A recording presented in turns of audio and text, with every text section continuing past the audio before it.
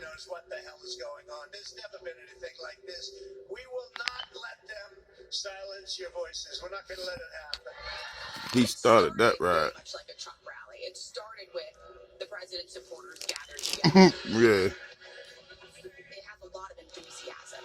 So you felt that support. You felt the enthusiasm. I know that everyone here will soon be marching over to the Capitol building to peacefully and patriotically make your voices heard. But not too long after all of those people marched from the White House over to the United States Capitol, did things start to really take a turn.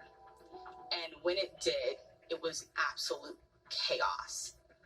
I remember looking up and seeing people scale the scaffolding, climbing the steps of the United States Capitol, and then moments later, people were bashing in windows, crawling through them. They stormed the Capitol from all sides. Thousands storming the Capitol after a rally with President Trump, during which he urged them to march on the Capitol, where a joint session of Congress was debating and working to certify the election as our democracy dictates. Instead, they were halted by protesters who smashed through the doors, broke their way into the Capitol, making it to the Senate chamber, and throughout the Capitol, overwhelming police. Unbelievable, sickening, catastrophic. Leaders of the free world hold up, scared for their life, wondering if someone's going to be able to break the door down. There were people who were carrying Confederate flags. There were people who had T-shirts on suggesting an affinity for Nazism. We saw people bring a noose, indicating that, they wanted to intimidate people of color. The gallows that had been erected on the mall, and the angle of the photograph in the noose was the dome of the Capitol. And that's when you knew that these people were serious, despite all their ridiculous outfits, everything else, conspiracy theories. Yo, come on. That there would be an attempted lynching of the democracy. Racism. It's a symbol of racism. And to see that waltz through that Capitol was offensive beyond compare. I know your pain. I know you're hurt. No, God. Well, it's certainly not the first time that now he trying to make a memes of it. They should have known that from the beginning. Not come out outright and condemn violence and condemn riots. In Charlottesville, when you had white supremacists marching, engaging in violence, the president said there were very fine people on both sides. And when it was his own supporters that gathered in Washington, D.C. to stand by him, when it was rioters storming into the United States Capitol, he called them very special people. He told them that he loved them and politely asked them to go home. We love you. You're very special. He's the president of the United States. He called himself a law and order president. Laws were broken. People had been injured. The Capitol had literally been desecrated.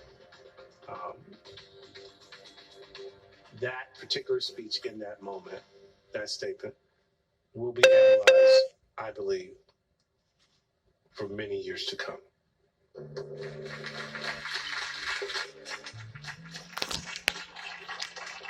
Are you willing tonight to condemn white supremacists and militia groups? Sure, are you I'm willing prepared to do specifically that, do it? I would say almost everything I see is from the left wing, not from the right wing. So what are you saying? I'm willing to do anything. I want to see peace. Then do it, sir. Say it. Do it. Say it. Do you want to call him?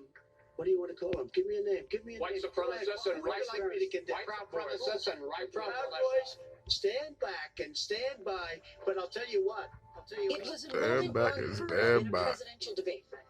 He not only did not condemn them, he didn't even criticize them. He knows that his words matter, and he said that intentionally, and that should stoke fear in the hearts of not just Black Americans, but all Americans. Trump 2020!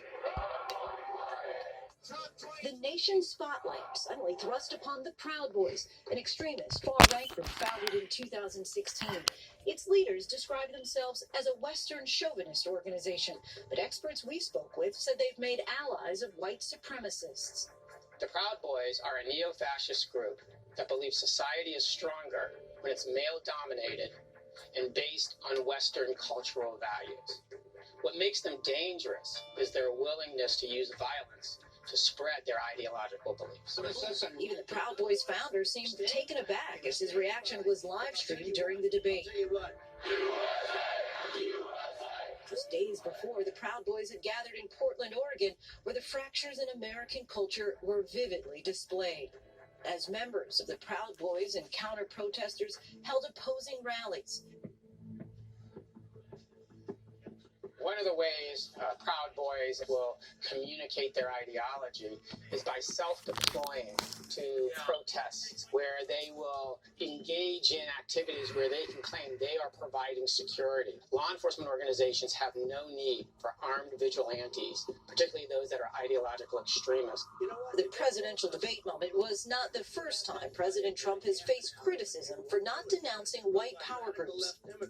It's somewhat mind-boggling because while his FBI and his Department of Homeland Security have warned of an increase in violence by white supremacists and far-right extremists, the president refuses to acknowledge that and instead talks about the violence perpetrated by left-wing groups.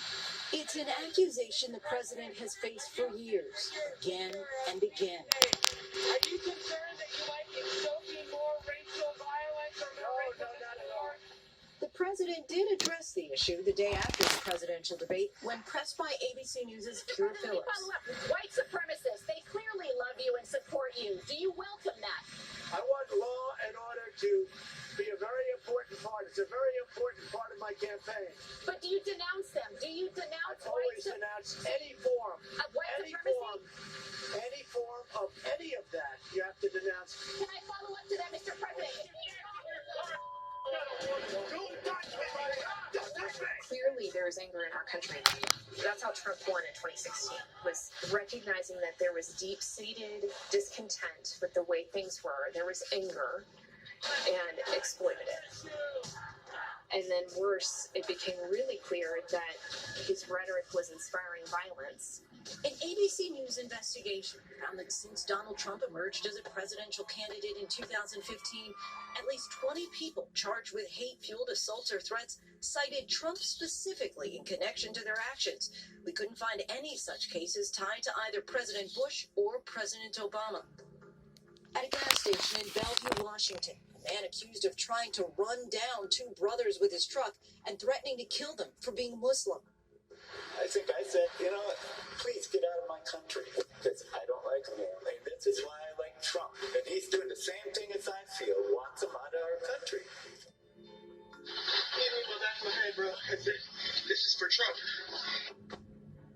But even a president's rhetoric and a collection of cases citing him can't truly account for what's unfolding across America right now. Racially motivated violent extremists over recent years have been responsible for the most lethal activity in the U.S. And it turns out some of those violent extremists arrested by the FBI in recent years have been motivated by someone long out of public consciousness for most Americans,